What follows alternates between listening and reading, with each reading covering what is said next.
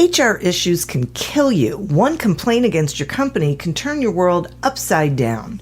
And you spend way too much time dealing with HR when you should be spending your time on making a profit. You should talk to Bambi. With Bambi, get access to your own dedicated US-based HR manager starting at just $99 per month. They get to know you and your business while providing HR expertise and the personal touch you need and want. They're available by phone, email, and real-time chat, so onboarding and terminations run smoothly. Team members reach peak performance, and your business stays compliant with changing HR regulations. And with Bambi's HR Autopilot, you'll automate important HR practices like setting policies, training, and feedback. HR managers can easily cost $80,000 a year, but Bambi starts at $99 per month. Schedule your free conversation today to see how much Bambi can take off your plate. Go to Bambi.com right now and type in Accelerate under podcast when you sign up. It'll really help the show. Spelled BAM, BEE.com. Bambi.com. Type in Accelerate.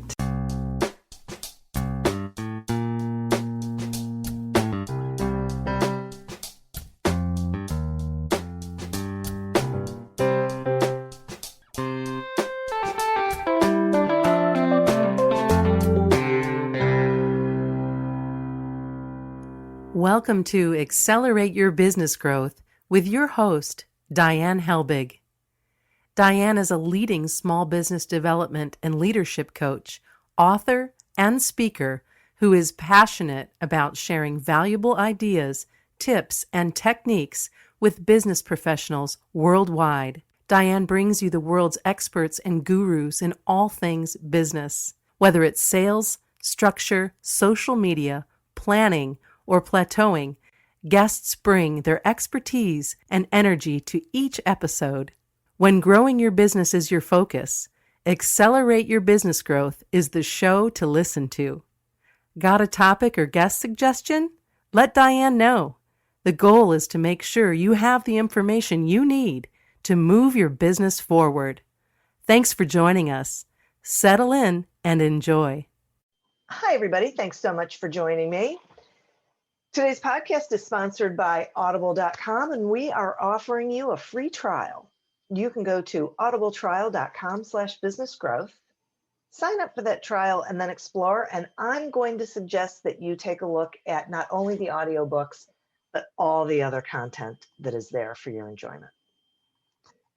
The Accelerate Your Business Growth podcast continues to enjoy inclusion on lists of the best podcasts to listen to.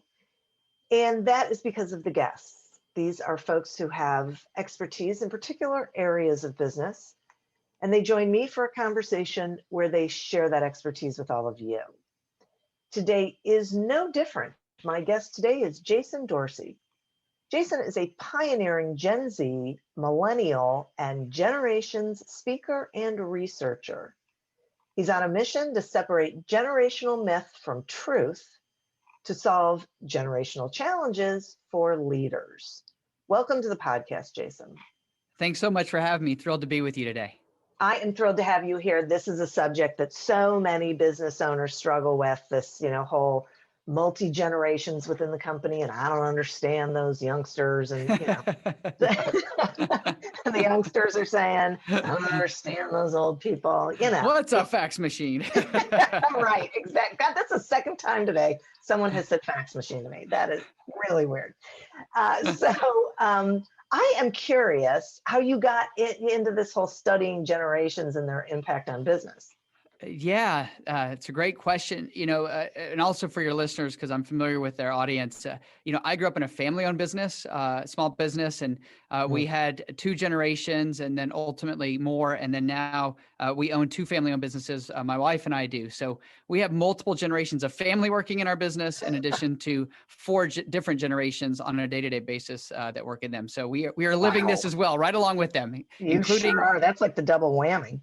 Yes, every generational, divide, conversation, joke, meme they don't understand. Why did you send me that emoji?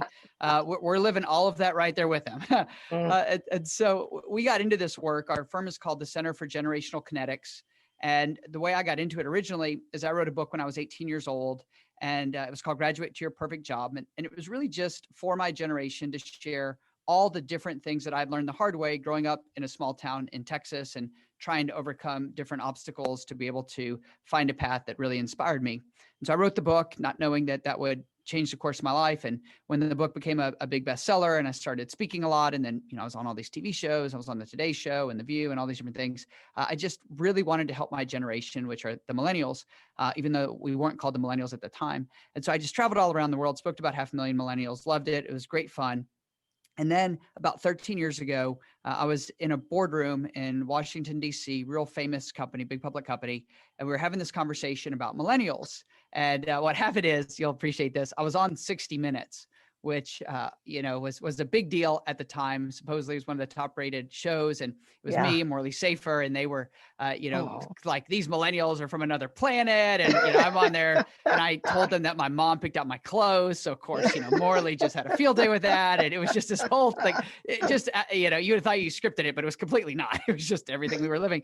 And so after that show, all these big corporations called and said, "Oh, we saw you on 60 Minutes. We hired your people. They're terrible. Their pants are falling off. Their mom's here. They've worked for 2 days. They want a raise. They won't work on their birthday. Like, what's wrong with you?" And so that led to this company inviting me to go speak for them. And so I'm in this boardroom with them, and the CEO sort of makes this claim that millennials are, basically terrible. And as a millennial, I didn't know what to do. I'd never sort of been in a situation like that in a corporate boardroom. And so I, not knowing any better, said, "Well, I'd love to see your data. And if you could give me your data by generation, then I can sort of, analyze it and try to see if I can come up with some solutions and sort of get to the bottom of it." Now we call that generational context, and we have a formal process, but back then we didn't. So they sent me the data, and I went back and I talked with my wife, who has a PhD, and I said, "Denise, this is the strangest thing. The CEO just said that millennials are terrible. They sent me their data, and the data contradicts what the CEO just said to everybody in that meeting. Turns out that millennials are actually doing really well, and they're performing well, and they're managers in his companies. They're doing all this stuff." And I said to her, I said, "Denise, what do you think we should do?"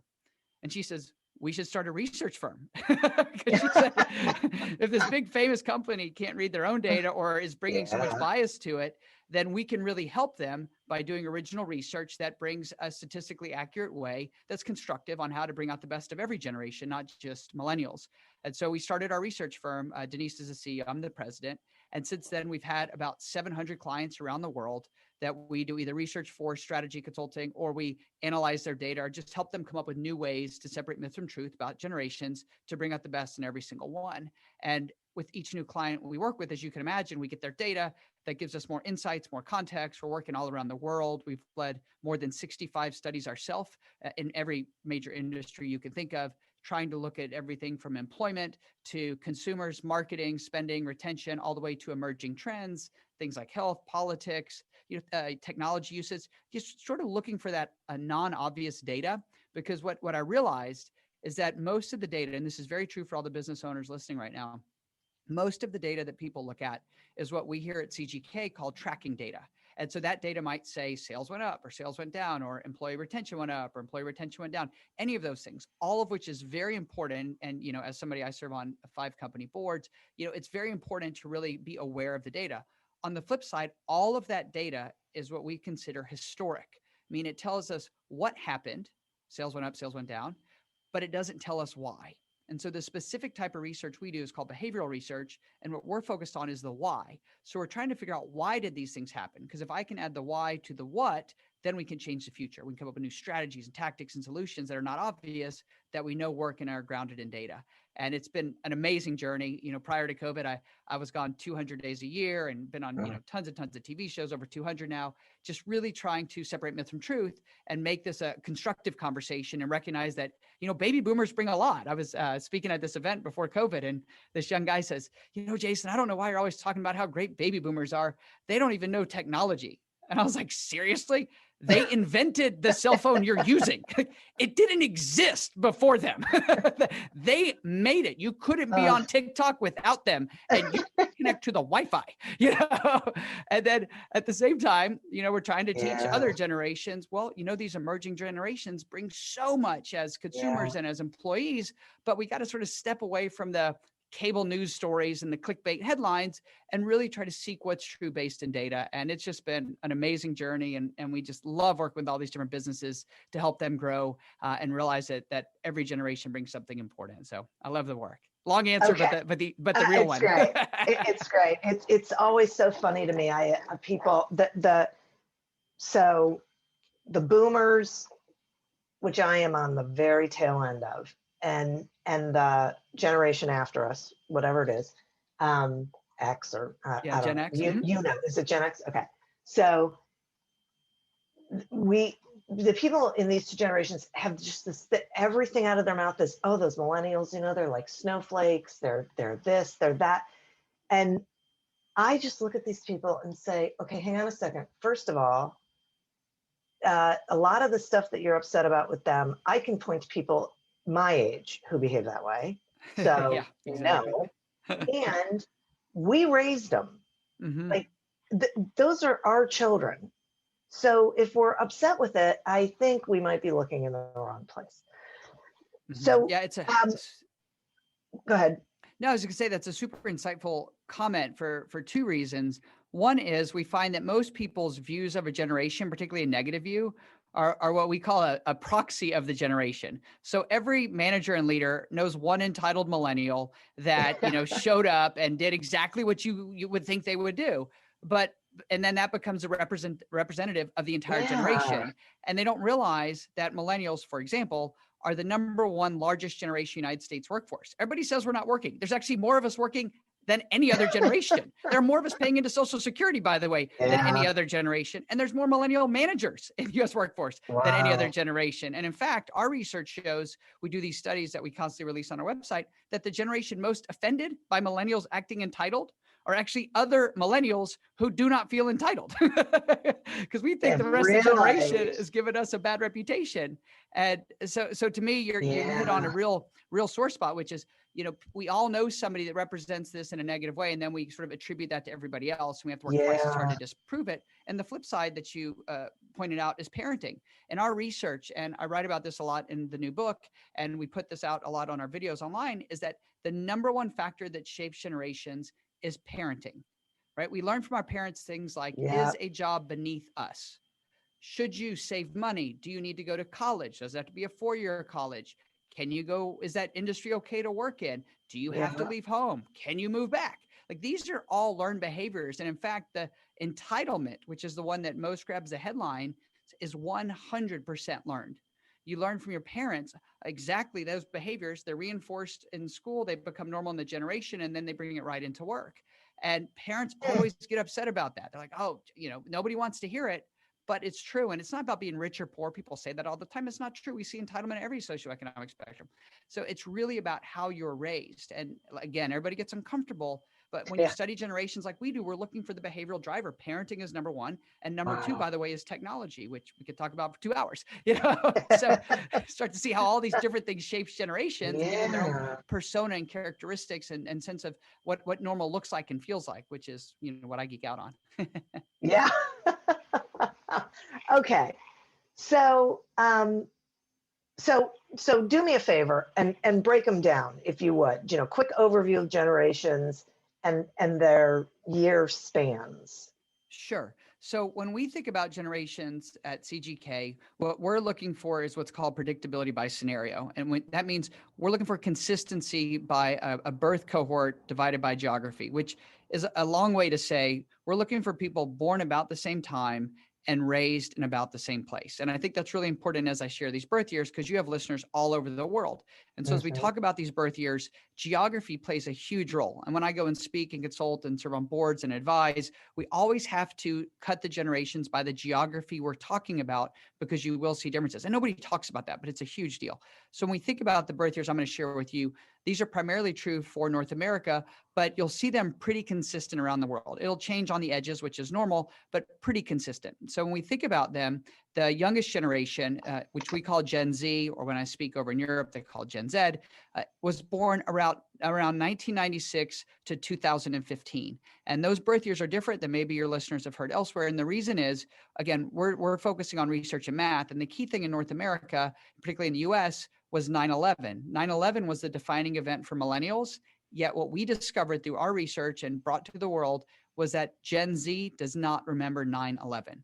And that's a huge deal. It's as huge as remembering it. So either you remember it and it changed your worldview. It's what we call a generational defining moment, or it didn't. And it's something you learned about in history class or from your parents or maybe an older sibling or you watched on YouTube. So for Gen Z, they don't remember 9/11, which is a huge deal. And then we believe the capstone event is COVID-19, this pandemic. And we called that back in March because we could already see it through our research that this was the event. In fact, it's not so much an event as it is a period in time now. And as we think about that, we could tell when a generation starts and stops. So sometimes you know those and they jump out at you, and sometimes they don't. So 1996 to about 2015, the key thing to know about Gen Z, their parents are primarily Gen X, who are raising them very differently than boomers raised the millennials.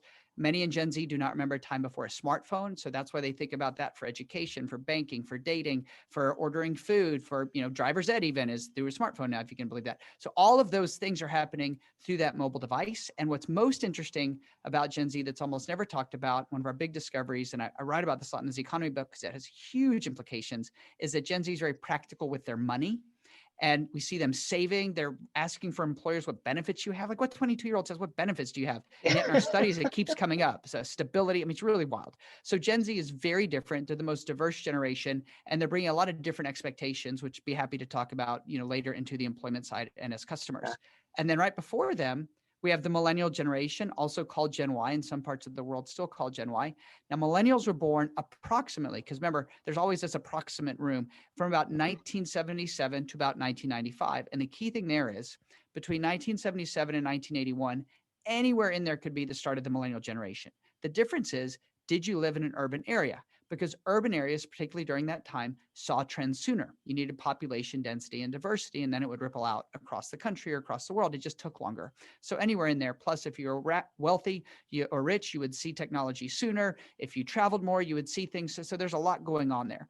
1995 is the end because, again, you remember 9/11 or you don't. And then our big discovery with millennials is that millennials have actually split into two different generations. One group we call megalennials, the other we call millennials. And we've been tracking that, and it's super interesting. So even though it's a longer number of years, there's actually two generations in there. And we need another probably 5-10 years to really understand that, because they have to be old enough for you to look back and go, oh, that's where this started or that's where this stopped. Sort of like a recession. You just need more time to look backwards. And then before then is you have Gen X, which you alluded to. Gen X was born about 1965 to about 1976. Anywhere in there would be Gen X. Now that's a shorter birth year range, but remember, millennials, we think are two generations, not one. So it's actually pretty similar. And then going into the baby boomers, what's neat about the baby boomers is they were born roughly 1946 to 1964. However, at our research center here, we believe that baby boomers are actually two generations, not one, because older boomers and younger boomers had very different formative events, particularly if you look at technology and world events. One group was really more 70s kids. And so as you start to think about that, you sort of understand how the generations fit next to each other. And then you have cuspers, which you alluded to that you might be, which are people born on the edges of the generations, which, by the way, is actually an advantage because it makes you empathetic to both sides. Coincidentally, most people who are cuspers pick one generation and not the other. So for example, if you're born on the border of Gen X and millennials, and I ask you, which one do you think you are? You're like, I'm Gen X, definitely Gen X, because nobody wants to be millennial. and then we'll do one of our studies with them and they'll come out super millennial, but they're like, don't call me a millennial, Jason. I am a Gen Xer. I'm like, okay, all right. And so that's how the generations fit together. And what we're really curious about, and we're doing a lot of studies to understand this, is as we move forward and the rate of change increases, does the concept of a generation eventually go away? Because maybe in 20, 30 years, the pace of change is so fast that you don't have as much predictability when you look at these types of birth years. Also, one other fun thing is that Gen Z, the youngest generation, our research has proved that they're the most similar generation in the world. And so whether I'm working in India or Singapore or all across Europe or any of these places, we find that Gen Z is very similar due to cheap mobile technology. So for global brands that we work with, it really helps them to understand how to engage and what are the differences and so forth. And the older you go, right, if you go up to Gen X and boomers, the more dramatic the differences are around the world. And that really comes down to having access to phones that are basically free in many of these countries now, particularly developed countries, where if you get the phone for free, but you use it for payment and sort of like your own bank. And so therefore the phone costs zero, but you're now using it as a bank or a wallet. So all of these fun things are happening. And basically we've got all these different generations trying to figure out how to get along, work together, and make the world a better place. What could go wrong? Only everything. Okay. Thank you for that. That was tremendously helpful. I'm going to take a quick sponsor break and then I want to continue. I mentioned before that Accelerate Your Business Growth is sponsored by audible.com. And you probably know that audible.com has thousands of audiobook titles to choose from, but you might not know about the other content. There are podcasts, Audible originals, guided meditations, and so much more. And you can listen to those things anywhere and across devices. And you can get all that, divergent content or, different sorts of content all in one place. So you don't have to bounce from one application to another, which ends up being a time saver. I think it's pretty cool. I think you will too. So you can get a free trial. Just go to audibletrial.com/businessgrowth, sign up for that trial, and then go exploring. Check it all out. See what really resonates with you. And I think you're going to be pleasantly surprised. Today, we're speaking with Jason Dorsey about the different generations in the business world today. So, Jason, let's talk about Gen Z and what employers can do so that they're really engaging Gen Z as employees.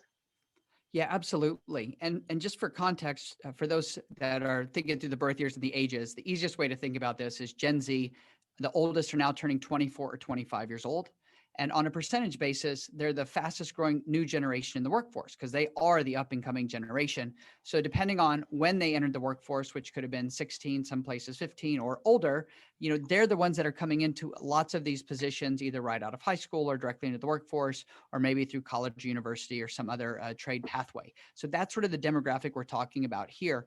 And when we think about what do employers need to know and do to engage them, there's a few things that jump out. That are probably not obvious. And that's why I like to share these now that you've asked the question. The first one is when it comes to understanding getting Gen Z to apply, what we've discovered is that Gen Z, and this I know is shocking, but bear with me, Gen Z expects to be able to apply and complete their job application all through a mobile device. And so what does that mean? It means if you're trying to recruit this generation to fill a position and you're sending them to a website that they can't complete the application on a mobile device, you're not going to get them to complete the application. And by the way, this doesn't cost anything extra. It's just knowing to set it up the right way. Because what we found is that Gen Z will start an application, but as soon as they run into something like, oh, I don't have everything I need, or I don't know what that is, I need to go figure it out, or, I've got to go back to class, or whatever, then you have a lot of orphaned or abandoned applications. So you want them to be able to do it online through their mobile device and save as they go. And what we found is if you do that, applications by Gen Z in many cases will increase 10, 20, 30, 40% because they can complete it on a mobile device as they go. And then the secret thing, if you really need to hire this generation, is if they don't finish the application within 24 or 48 hours, but because they're saving it, you send them a text or an email that says, hey, Jason, saw that you started your application. We think we might be a great fit. Please complete your application. We'd love to go to the next step with you. And you'll see numerous people complete that because now you've actually reached out to them to sort of nudge them to complete it. So we find that that's really important. The second thing when we think about Gen Z is onboarding them. And where we believe that's all headed is onboarding by text message. And some people are probably rolling their eyes right now going, are you kidding me, Jason? No, this is totally legit. It's growing rapidly. And now because of text message, you can complete the entire onboarding process. I'm telling you, 100% of the onboarding process by SMS. All the forms, make sure they get signed, filled, videos that need to be watched, introduction to your coworkers, the whole thing. And by the way, this is all automated. This is not you sending a bunch of text messages. And what happens is it goes through at a rate almost of 100%, which is completely different, super important right now during this socially distanced world that we live in. And they feel more engaged and more comfortable. And you can do some really cool things. One of the companies in the Zconomy book, they're called Enborder. What they do for this is a text messaging company. They will ask you questions like, what's your favorite sports team, or what's a snack you like to eat at 3 o'clock when your energy is low, or what's your favorite meal to eat. And what they do is that messages will then be forwarded to the appropriate people. And when you show up to work or whatever that first day is, they'll have stuff representing your favorite sports team, and they'll already have the snacks you want. Or if you're working from home, they'll have them delivered. Like all of these things to make employees feel really welcomed. That doesn't take any time. It's just knowing to do it and integrating it into into the onboarding process by text message. Going further, what we see, and again, I'm trying to share some of the more shocking things because I like to share the less obvious. What we see is that Gen Z also expects that to have access to the money that they've earned every day. Now, this is probably catching a lot of people off guard, so bear with me because I wrote about this a lot in the book. The company that's in the book is called Instant Financial, and this is what they do. What happens there is if you go to work at tons of restaurants now, big retailers, all this stuff, if you work today and you walk out, let's pretend it was me, I walked out and it says, Jason, you earned $60.12 working today. Would you like half of your money from today? Yes or no? And if I click yes, the money instantly shows up and there's no fees to me. And this is what's called earned wage access. It's a new category. And what that means is that all these Gen Zers who are working in all these places will have only known that they could get access to the wages they earned every day. So what do you think they're going to expect everywhere they go afterward? The same thing. And I promise you, because we've seen this, as soon as one restaurant, just pick a name, McDonald's offers they put on their marquee, apply today, work today, get paid today. What does the restaurant across the street have to do? Same exact thing. And the key is this isn't about paying more money. But what we found is if you offer this earned wage access, and I write about this a lot, you'll get more applicants, you'll get better applicants, they'll take worse shifts, they'll pick up extra shifts, they'll do all these things because it turns out access to money in many cases more important than the amount of money. And by doing this, they avoid payday lending, they avoid overdraft fees, all of these terrible things. And of course, it's Gen Z going, why do I need to wait 2 weeks to get paid? I already worked. So you got that whole piece going on. And then as we look ahead, one of the key things that I believe everybody should be talking about or thinking about is we find that Gen Z is very much looking for employers that are aligned with social causes. And in particular, what we've noticed, and not to dive into too hot or political topics, because that's not what I'm doing here. I'm just sharing what the research shows. What we have found is that Gen Z right now is looking for employers to embrace social causes that they also resonate with. And if those employers do publicly talk about those, and I'm not saying they're going to, take a huge position and change the whole company, but they're going to come out publicly and say, this is important to us, and we're going to actively work on it. What we're seeing is you'll get more Gen Z applicants, you'll get more loyalty, they'll stay longer, all of these different things. And this is not the traditional, oh, well, we cut a check. I always have to tell these big companies, you had a check, a huge, 5-foot check on a football field. Okay, first of all, Gen Z has never seen a check. It's a monetary instrument they will never use. And you filled it out in cursive, which they can't read. I think we're missing the point here of trying to say we support social causes, right? Now, again, just to clear this up, I'm not asking a single person listening to cater or coddle to Gen Z. Nothing. I'm not asking you to pay them a nickel more. All I'm saying is if you understand how they look for jobs, you can put yourself in their path. If you understand what gets them to stay, you can do that. It doesn't cost you anything more. And you can align with things that also align with your beliefs. And it turns out Gen Z gets very fired up and excited. And then the last one is, we know that Gen Z is entering the workforce later than ever before. There's a ton of reasons why. They're getting their driver's license later. I mean, we can go through on and on. But the key is they may not have the real world experience that you would expect given their age. They could be 18 years old and never had a job. So the last thing is you want to provide specific examples of what excellence looks like at your company, whether you're a small business or a big one. The easiest way to do that is through providing videos. And the reason is Gen Z can watch them on their mobile device. And the secret here is they learn faster. They don't have to ask you 50 times. And then you can hold them accountable, which as a business owner is ultimately what you want, right? Get them out of my hair, give them a chance to be successful. Because the problem is so much in business is things that don't make sense. Like our dress code here is business casual. What does that mean? Right? It turns out it varies by age, gender, and geography, right? And we're not mind readers. So what I always like to say is give the new hires, the new generation, an opportunity to be successful. Show them what it looks like and then hold them accountable. And you'll be surprised at how well they'll do. So all of those things, that's just a few from the new book, but they're all basically free to do. It's just knowing to do it and then asking, how do we get this done? And next thing you know, you're going to get a lot more of what you want, again, without paying a single nickel more. And you're going to get a generation that wants to make an impact from their very first day. By the way, Gen Z expects to stay longer in a job than previous generations did at their age. They also expect it's going to take them longer to get their first promotion. and they want to work somewhere that they view as stable. These are all things that your listeners can offer, because in our research, what we've uncovered is Gen Z really is a throwback generation. I have employers who tell me all the time, Jason, I'd much rather have a whole bunch more Gen Zers versus, some other generation they're going to name, which I think is counterintuitive, but it keeps being bared out. That is so interesting. So turns out my kids are Gen Zers, and they so fit all of that. And a friend of mine was just telling me, when you said the thing about for the onboarding process where they're asking all those questions, and then when either sending it to the person's house or when they show up for work, that just happened to a friend of mine, son, who's in DC, just switched jobs, and she was telling all of us about it, and we're all boomers, and so we're all like, they did what? They gave him what? I've never heard of such a thing. It's just totally out of the realm of understanding for our generation. But it makes sense then, once you explained it, it makes them feel so welcome and appreciated, and they're glad he's there. And, and who it's doesn't the want way to they feel like normally that? Yeah. And it turns out, and I should have probably led with this, is that most of the things that Gen Z wants, it turns out every other generation likes too. Yeah. And it just so happens that Gen Z is bringing that expectation into the workplace. And I like to say it's an expectation, not a demand. You don't have to do it. But Sure. if you do these things, you tend to attract the best and the brightest, and other generations like it. And by the way, all of these things are easy to automate. All of these things scale, whether you have 5 employees or 500,000. It's just knowing to do them. And I think that's, again, the divide that we're constantly trying to bridge with our research. Right. Okay, so I'm curious if there are generational trends that you think are going to be really important in 2021. Yeah, absolutely. We're studying 3 right now that, again, are sort of what we would consider non-obvious trends. One might be obvious, but maybe not for the reason I'll point out.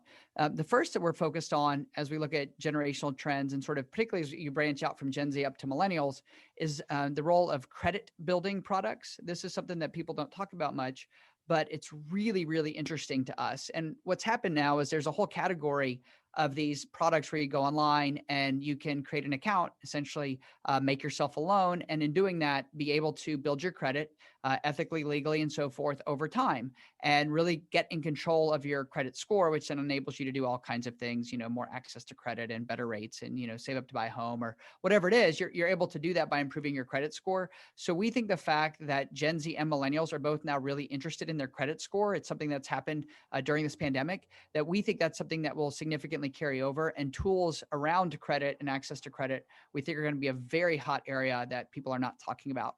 So that's one we're really focused on heavily right now. The second one that we're extremely focused on is as we look at individualized instruction, or ed tech. And what I mean by that is you've got a whole generation that is now going to school through distance learning. My daughter's 9 years old, and her particular school is all in Spanish. She's in 4th grade. And so for her, she wakes up, she logs on to her Google Classroom, and she's in class all day in Spanish. She's got multiple devices open. I'm sure she's doing a bunch of stuff that's not school, but she's in there doing her thing. I'm sure she's got chat going, and she's probably playing Roblox and whatever. Sure. But to her, this is all totally normal. And the other day she went and she recorded a presentation herself on her phone in Spanish, uploaded it to Google Classroom, did the whole deal.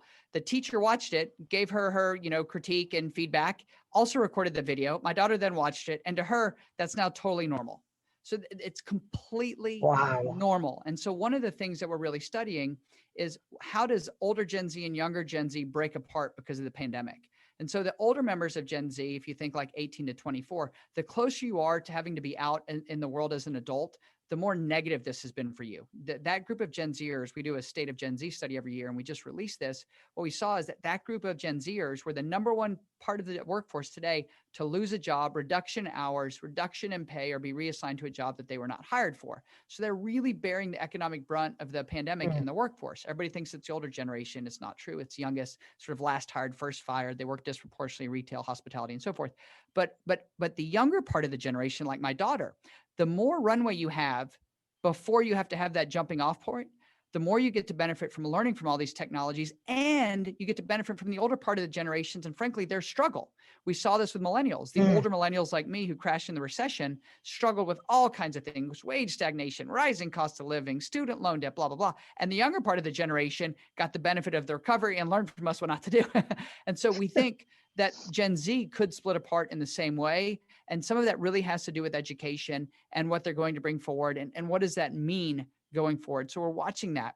And then the third one that we're watching very closely right now is how the generation changes or views social causes. And I sort of alluded to this earlier when you asked a really good question about Gen Z as employees.